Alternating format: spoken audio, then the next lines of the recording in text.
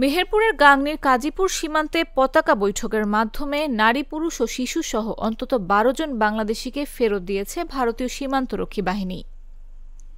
শুক্রবার দুপুরে এ পতাকা বৈঠক অনুষ্ঠিত হয়। বিজিবি সূত্রে জানা গেছে, দুপুরে বাংলাদেশের অভ্যন্তরে কাজীপুর বিওপি সীমান্ত এলাকার প্রায় ১০০ গজ অভ্যন্তরে ১৪৭ নং পিলারের বিএসএফ ও বিজিবির মধ্যে পতাকা বৈঠক অনুষ্ঠিত হয়।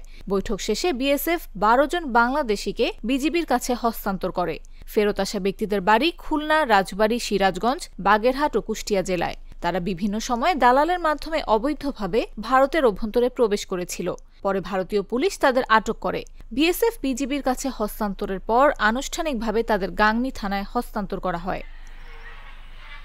কাজীপুর বিওপি ক্যাম্পের কোম্পানি কমান্ডার সুবেদার শাহাবুদ্দিন ও ভারতের বিএসএফ ক্যাম্পের কোম্পানি কমান্ডার সাববিন্দার সিং তাদের হস্তান্তরের সময় নেতৃত্বে ছিলেন। গাংনী থানার ভারপ্রাপ্ত কর্মকর্তা বনি ইসরায়েল বলেন, আইনি প্রক্রিয়া শেষে ভারত থেকে হস্তান্তর হওয়া ব্যক্তিদের পরিবারের কাছে হস্তান্তর করা হবে।